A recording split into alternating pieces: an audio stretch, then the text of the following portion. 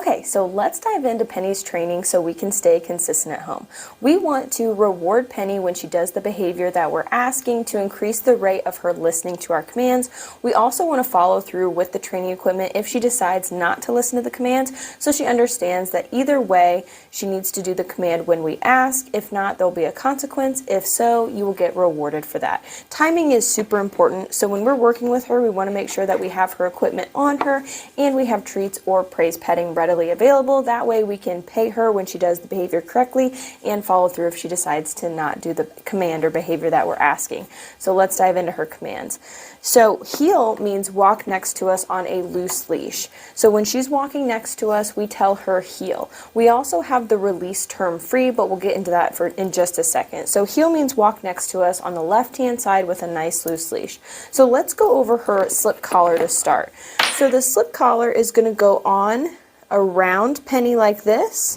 And then we have this little tab to slide down to ensure that it's not going to slip off of her, and we want to make sure it stays up nice and high. So we'll pretend my watch is her remote collar. Slip collar goes on nice and high, and this is Penny's head. So the leash should be nice and relaxed whenever we have her on a walk in the heel position. If she decides to walk ahead, that is not heel, so we need to tell her no, that behavior is incorrect. Follow through with a little tug of the leash, and then remind her heel. So whenever we have the training equipment on, we're able to follow through if she decides to not listen to the command, because she understands what the expectations are. When we're in a heel, it's walk next to us on a loose leash. When she's doing a good job, good heel, treat, praise, petting. That way we let her know and we encourage her to continue to do the correct behavior or command. So we're walking. If she decides to lead ahead, no. Tug the leash, remind her heel. It is always no to mark the incorrect behavior or mark when she's not doing what we're asking. Follow through with the tug and then repeat what you want her to do. So no, pop, heel. So that's how we use the slip collar. So for heel, pop up or slightly back. For sit, up, slightly back. For down, you're going to pop slightly down if needed. This is just if she doesn't follow your command when you ask her. Then we have her remote collar. So let's turn this on.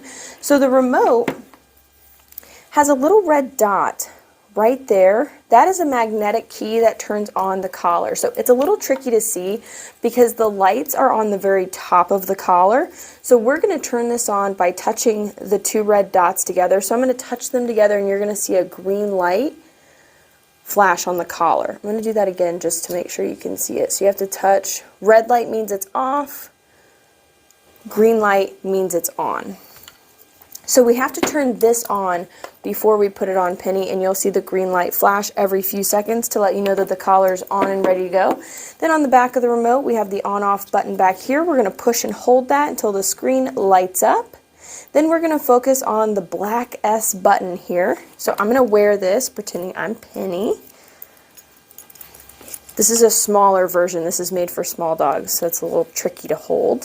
So I'm holding it here, and I want you to be able to see the light. So let's say we're practicing heel. She decides to walk ahead. It's no. Push the black S button. You see the little red flash. No.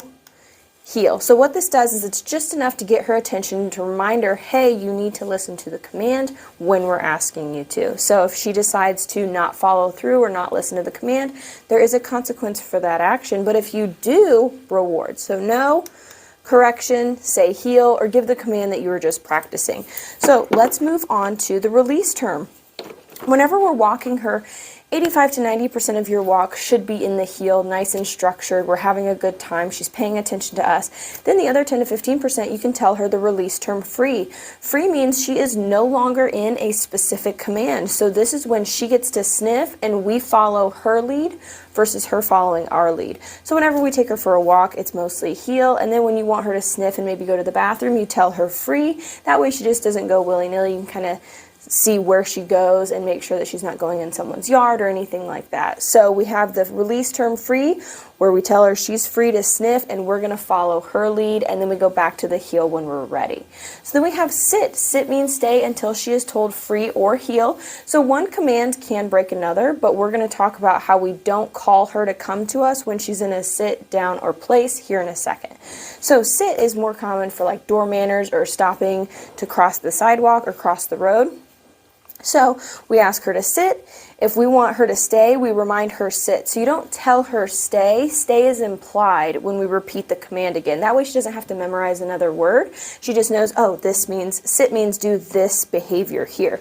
So we have her sit. If we want her to stay, we remind her sit, open the door, and then we can tell her free to release, or we can tell her heel, okay, I want you to do this command next.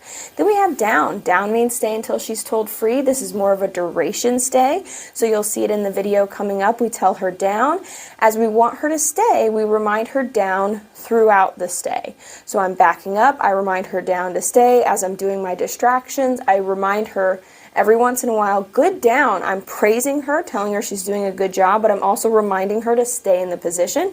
And then we don't free from a distance. So whenever we're practicing down or place, we always go back to her, tell her good down, reward, and then we tell her free. We don't free from a distance because we want that down stay to be very strong. So she knows I'm not going to free you from over here. I'm going to come back to you, tell you did a good job, and then free you.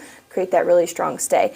If she gets up before you say free, you're going to say no and follow through with the training equipment and then remind her to lay down. So it's always no, follow through with the button, black S button, or the tug of the leash, down, or whatever the command is. Then we have place. Place is going to be great to use when people come over to prevent the barking and the jumping and everything like that. So she has a specific job to do. So we tell her place. As long as all four paws are on the bed, on the boundary, she is on place. So she can be standing, sitting, or laying down. The rules of place: no barking, no chewing on the bed or your leash. You can have chew toys up there, or she can have chew toys, and no getting off until she is told free. And again, we don't free from a distance. We always go back to her, good place, and then reward, and then we free her. So if she gets off of the bed, same pattern. No, correction, you follow through with the remote, you follow through with the slip collar if needed, and then you remind her of the command she's supposed to be doing, which is place. Whenever we reward with the place or the down, we always put the treat either on the bed or very low, because we want her to think that the bed produces the reward. When she's in a down, we reward low so that she doesn't get up to get her treat, because then she's breaking the down stay command. So we always reward low for that command as well. Then we have come when called. So this is her time to explore and have more freedom, and we have the peace of mind that if we want her to come back to us, she will listen on our command. So when you want to practice come when called, it is not just if she's 2 feet away from you and you call her come and start walking. That's heel. You want to make sure that this word has meaning behind it. It means come from point A to point B. So we have her in a free, she's sniffing, she's exploring. You can say come or Penny come. If she runs to you, great. We're going to praise the action of her running to us, because we want to reward when she gets to us, but we also want to encourage her along the way. We have her sit, we reward, then we tell her free and she can do it again, or we can tell her heel and move on to the next exercise, whatever the case is. But you want to make sure with come when called, you reward every single time that she comes to you, because we want to create a strong reward history with her coming to us in this command, because it is a very important command. A reward history is a positive association with doing a behavior over and over again and getting that positive reaction to it. So create that reward history, reward every single time that she comes back to you or even checks in, because the more feedback she gets, the more she's going to want to do that behavior. If she doesn't come when you call, she's sniffing that blade of grass, it's really, really exciting to her, she doesn't want to leave it, you know, black S button, come. You repeat until she comes to you. So that could take 2 or 3 times depending on how interesting that blade of grass is. And then as she comes to you, you still praise and give her a reward, because the correction happened out there. We are still the fun zone. So even though you had to give a correction, you don't skip the reward. You still reward. With every other command, if you give a correction, you don't immediately reward after, because it's like telling her no, yes. So you want to make sure there's time in between the correction and the reward, with the exception of recall. And then we have leave it. Leave it just means don't touch that off of the ground. So practice with dog safe foods first. Drop something on the floor, tell her leave it. If she still goes for it, leave it. Give a quick correction so she knows, oh, I'm not supposed to touch that. And then if you want her to get it, it's free or okay to get that treat off of the ground or whatever it is. So those are her commands.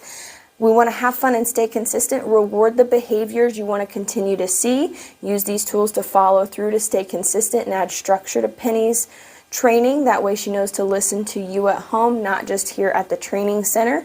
And now we're going to show you Penny's commands.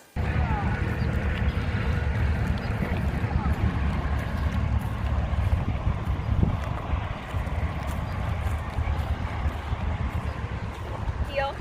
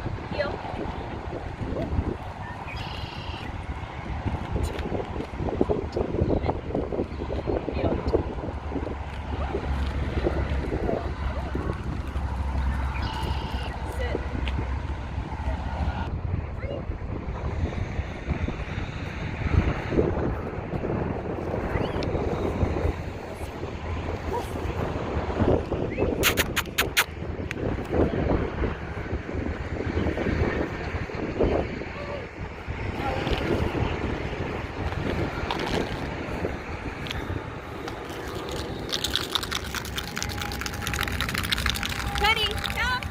Good girl. Sit. Good job.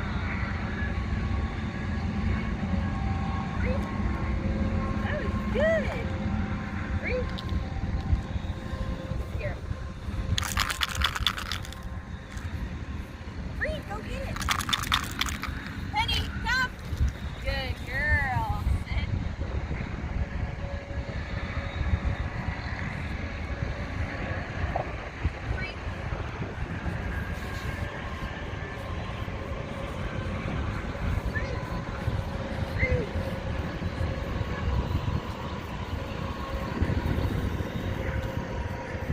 Penny, come! Good girl. Sit.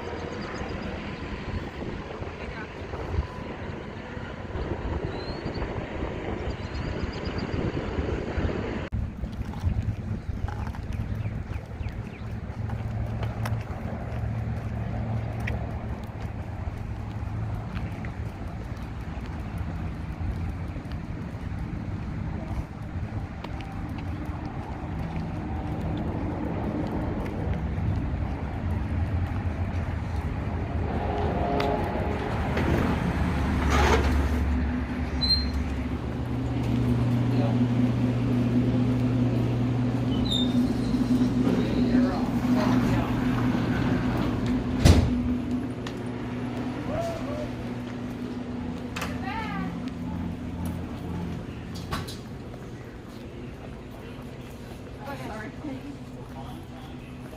Thank you.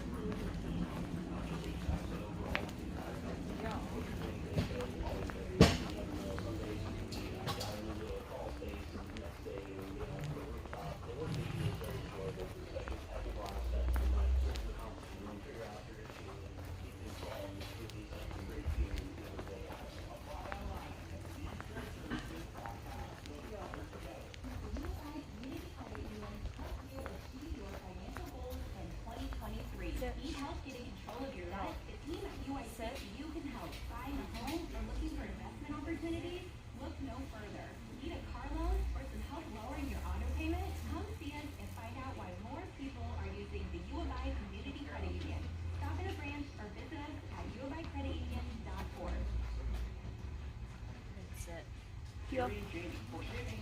Hi, it's Carrie. We've got big news. Brand new, bigger store in a new location. More circles for kids to see. New jewelry designs, watches, gorgeous bridal jewelry, and an expanded fun court. Also, we have a new design studio where we are ready to help you create fabulous, one-of-a-kind jewelry from beautiful diamonds to amazing gemstones you'll be sure to fall in love. There's so much to choose from, and we can't wait for you to see it. Dealers, we really do specialize in this part.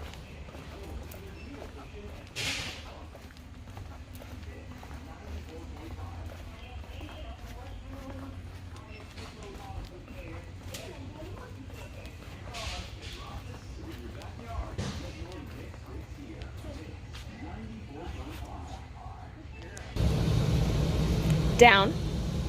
Good girl. Down. Good down.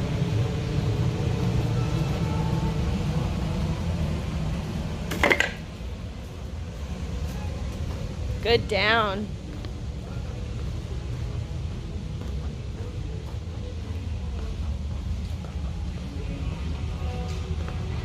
Good down.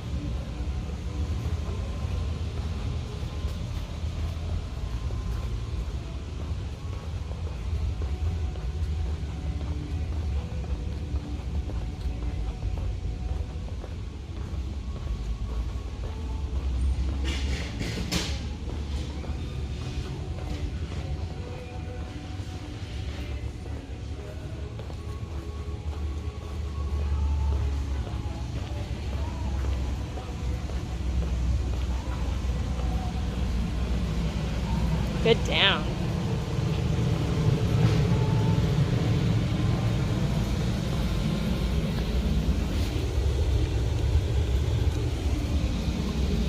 Free. Good girl.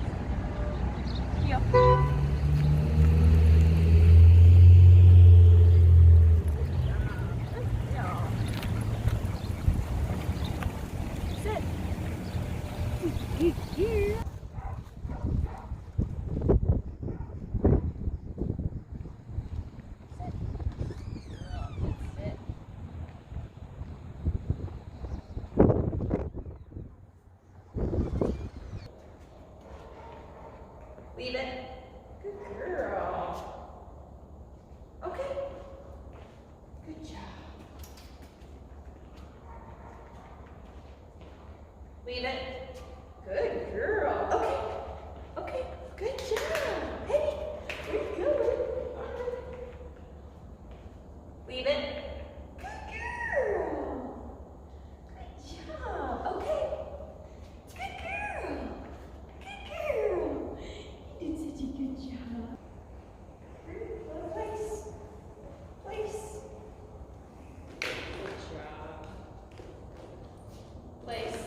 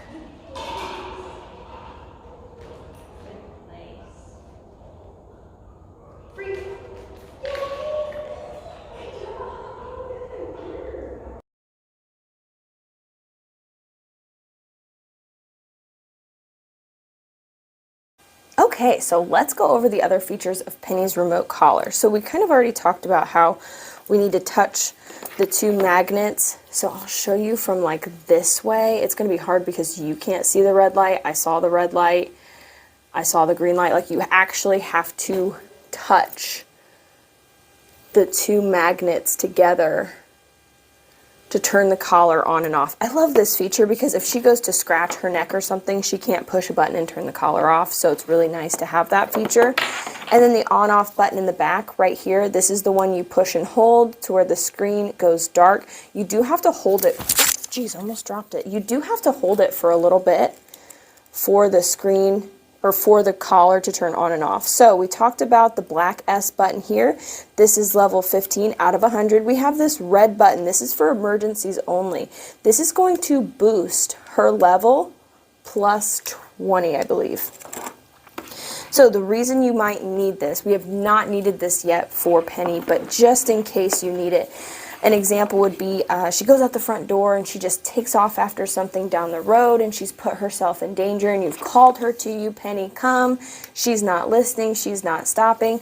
What could happen is when she's really into something, her adrenaline's pumping. She normally level 15 works when she's about right here. So level 15 works. But as soon as she comes up here, level 15 is not really touching it. So we go up to 35 to kind of snap her out of that adrenaline push, whatever she's doing, to kind of get her attention. We have not needed this yet for Penny, but you have it just in case you need it. Then over here, T button, that stands for tone or vibrate.